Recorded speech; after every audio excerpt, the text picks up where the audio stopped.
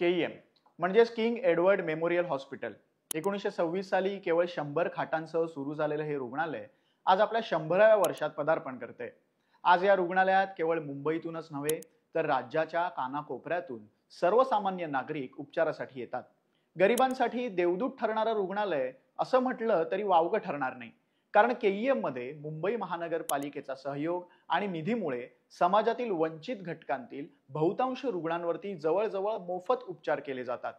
इथल्या वैद्यकीय महाविद्यालयातून शिक्षण घेतलेले डॉक्टर आज जगभरात तज्ज्ञ डॉक्टर म्हणून सेवा देत आहेत। शेकडो डॉक्टरांना पद्म पुरस्कारानं गौरवण्यात आलंय, तर वैद्यकीय कामगिरीतील अनेक विक्रम आणि मैलाचे दगड या वास्तूनं पाहिलेत।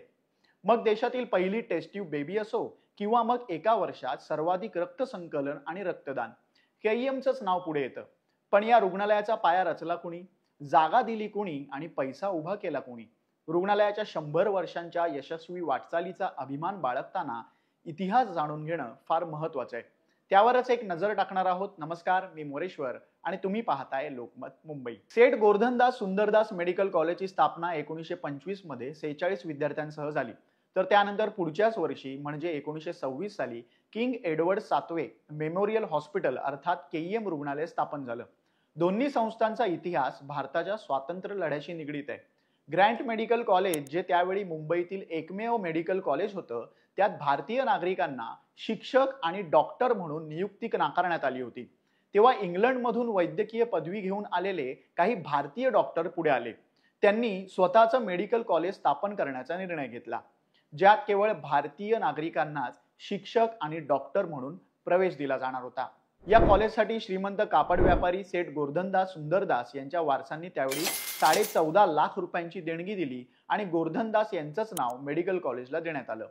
तर 1910 मध्ये किंग एडवर्ड यांच्या निधनानंतर त्यांच्या स्मरणार्थ मुंबई प्रेसिडेन्सीच्या लोकांनी रुग्णालयासाठी निधी उभारला आणि तेव्हाच्या मुंबई सरकारने परळमध्ये 50,000 चौरस यार्ड जमीन रुग्णालयाच्या उभारणीसाठी दान केली।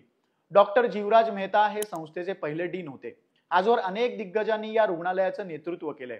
स्कॉटिश आर्किटेक्ट जॉर्ज विटेट यांनी मुंबईतील gateway of India, Chhatrapati Shivaji Maharaj वास्तू संग्रहालय याची रचना केली आहे। त्यांनीच केईएम रुग्णालयाचं डिझाईन साकारलंय। जसजसं भारतीय डॉक्टरांची संख्या वाढू लागली तसं या रुग्णालयानं आरोग्य क्षेत्रात वेगवेगळे विक्रम करण्यास सुरुवात केली।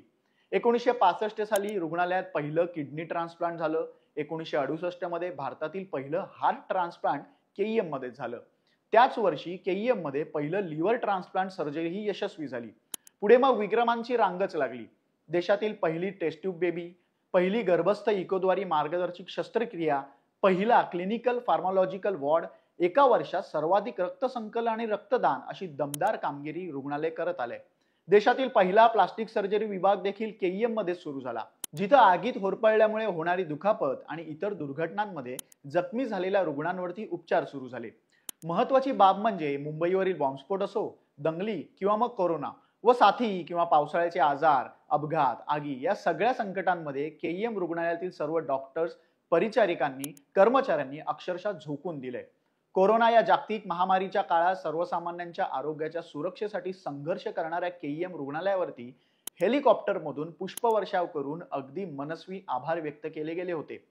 अवघ्या 100 बेड्स पासून सुरू झालेले हे रुग्णालय आज 2025 मध्ये 1800हून अधिक बेड्स, 450 पेक्षा जास्त स्टाफ, फिजिशियन्स आणि 1000 पेक्षा जास्त निवासी डॉक्टरांसह वार्षिक 2 लाख बाह्य रुग्ण आणि 90,000 आंतर रुग्णांवरती उपचार करते।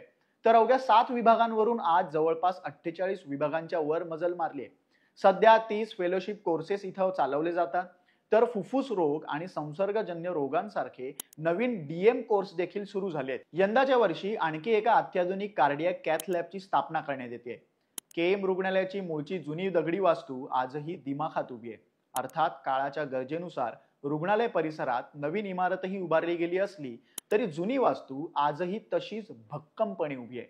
तितक्याच भक्कम आठवणींचा पाया रोवून अखंड सेवेचं व्रत जपत ते वर्षोनवर्ष असंच कायम राहावं आणि रुग्णसेवेतही मुंबईचं नाव अग्रस्थानी कायम राहावं। लाखो जीवांसाठी देवदूत ठरलेल्या केईएम रुग्णालयाला मानाचा सलाम।